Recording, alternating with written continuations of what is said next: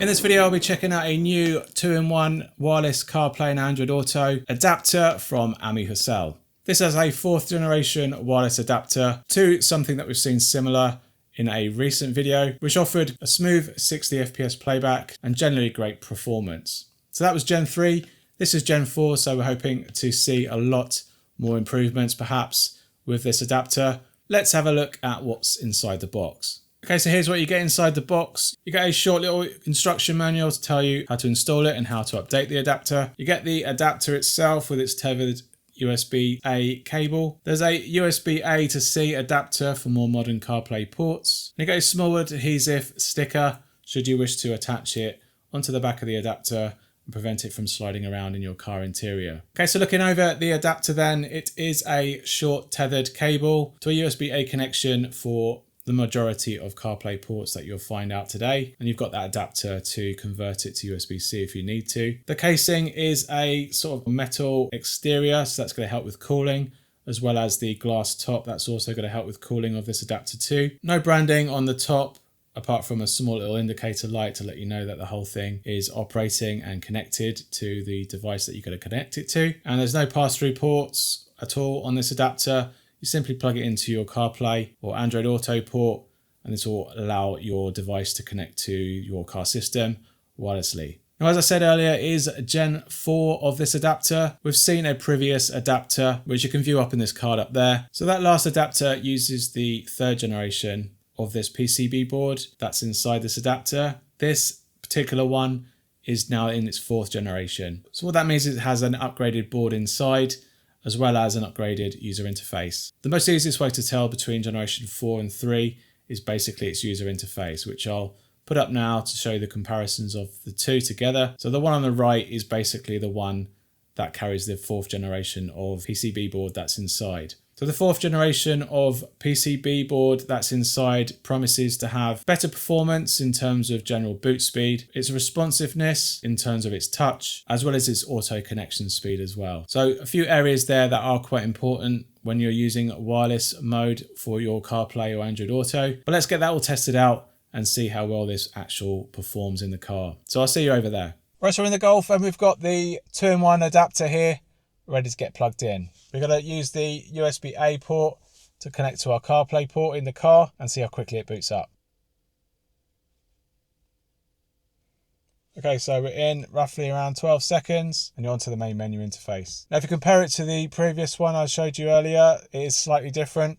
Basically here, or anywhere on the screen actually, will take you back to the main menu. There is unfortunately no way to multitask, so that's something that's been omitted from this interface, and all this is basically telling you to do is make sure you got your Wi-Fi on, make sure you got your Bluetooth on, and here's the Bluetooth connection to connect to. So unfortunately that multi-user interface from the other adapters that we've tried has now gone in this 4th generation. So we're going to connect to the Bluetooth here.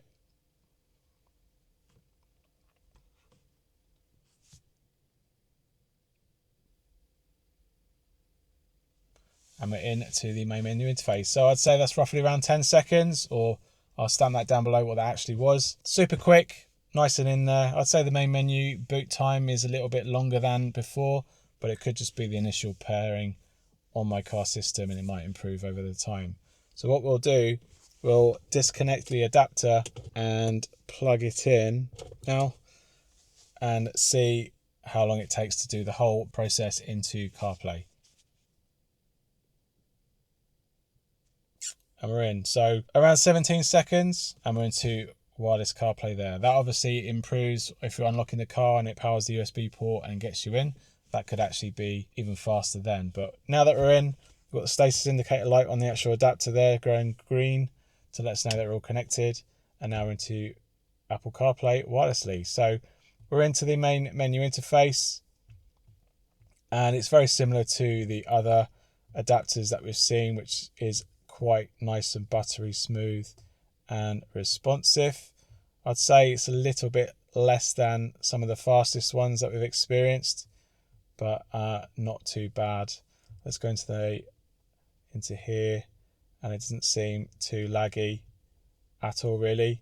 There is no pinch and zoom on CarPlay, so that's not going to be supported anyway. But we're now in here. You can go back to there, back to your system, just like you would do with wired CarPlay. And let's try out some audio. Well, here we are back on the hot, muggy street of New York. Okay, sounds good. Do wheel controls. All seem to work good as well. And Siri button, send an audio message to test. Hi, this is Anthony from CarPlayLife.com, and this is an audio test using the wireless adapter, and this is an audio test. Okay, solid pass there on the audio test for messages. Let's do a call delay test. Hello? Hello? Hello? Hello? Hello? Hello? Hello? Hello? Hello? Cool, solid pass there on the call delay test. Very minimal delay there. Happy with that, and matches the other adapters that we've tried on their performance as well. Quality sounds good too, so happy with that. So that's CarPlay in a nutshell. We can go to the IP config menu just to show you how that looks. This has a different IP address. It's 18.9 at the end, but we have a very similar basic config menu where you can change the audio stream, start delay, change the Wi-Fi band on channel to this range here. You can change the startup delay in seconds and the audio quality. Then background mode basically doesn't show you the splash screen that we've seen at the beginning. It would avoid that, or you just see a black screen, then it'll go straight into CarPlay. And then you've got GPS pass-through support, which is on by default. Now you've got the description of the system it's detected, and if you want to send a support ticket.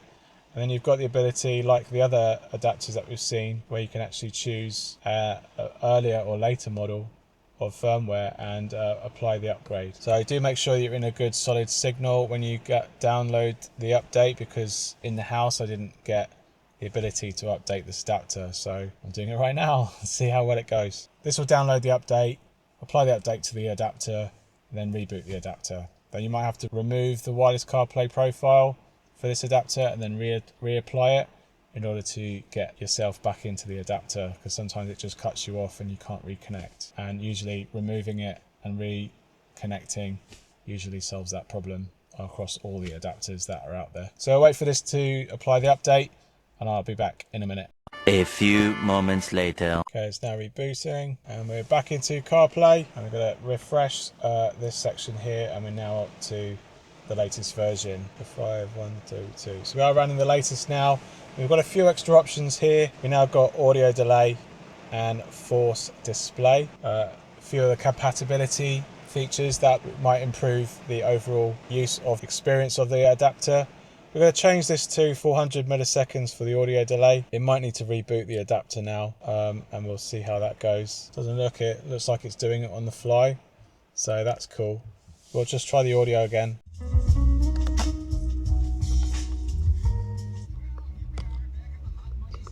Yeah, so that improves the audio delay slightly, so roughly around between earlier than 2 seconds rather than 2 to 3. So that's quite good that it does that. You might have to unplug the adapter and then redo it again, but refreshing the content doesn't change that back, so I'd say that's actually being applied, so that's good to see.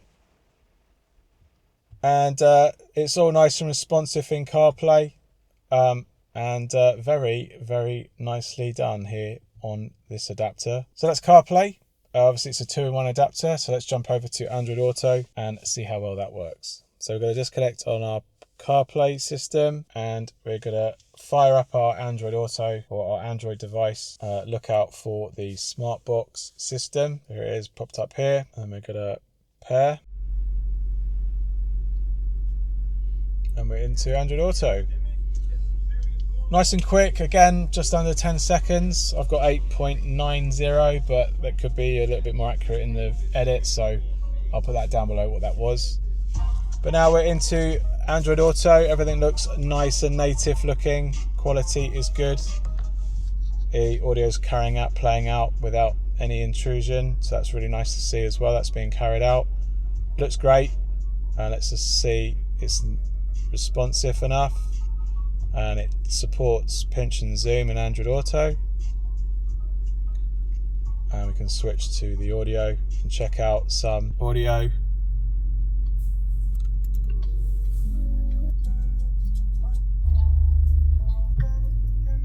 Audio responsiveness is very good actually. I'm very impressed with that. You can see the animations. And let's go back to this. That is really nice and smooth. Solid pass there. You can go back to the system and then go back to Android Auto. Let's try wheel controls. They all work nice and well. And the call button. Hi Google, how's it going? It's going groovy. Good stuff. Everything resumes as well. Happy with that. So solid pass on the Google test. Let's try a call and see the call delay. Hello? Hello? Hello? Hello? Hello? Hello? Hello? Hello? Hello? Hello? Cool. That sounds good to me. Solid pass on the calling. Very little delay. Call and the music's resuming as well. That's good. I'm very happy with this adapter. So just like the previous one that I mentioned, it's a 2-in-1, but it carries the very similar traits of its performance for CarPlay. So that's really good to see that it's quick on both accounts. Both CarPlay and Android Auto works absolutely solid. So the only detriment is that there's no multi-user support. That might be a problem with how the adapters work. It is wired CarPlay to wireless CarPlay, and it's wired Android to wireless Android Auto. So you can't go from CarPlay to Android Auto or Android Auto to CarPlay. It's just direct connections to the platforms that you're on. So that's probably why they've not done multi-user support on this particular adapter. So the AMIHUSEl retails for $45.99 with a current $10 off coupon. And I'll put links down below so you can learn more about it, support the channel and buy yourself one. A very good adapter. It's a solid performer both in Android Auto and CarPlay. And because it uses the specific platform, once you've got it locked to that platform, it will behave like any other wireless adapter that's exclusive to that platform. So you've got best of both worlds, but you don't have multi-user support. You will have to disconnect the Bluetooth on the other device in order to connect the other one. But its performance is solid. I'm totally happy with how it performs. Calling, media playback with its IP config menu update. You now have media delay, which is really good to see as a new addition. What is there not to like, really? It's actually got a very good price too. So if you are looking for a wireless adapter right now, this is actually one of the best ones to get. All right, I hope you found this video helpful. If it has, give us a thumbs up. Let me know in the comments down below if you have any questions about this particular adapter, and I'll do my best to answer them. You can support the channel by sending us a super thanks along with your comment or question. I really appreciate it. Thanks again for watching, and I'll see you on the next one. Cheers. Bye.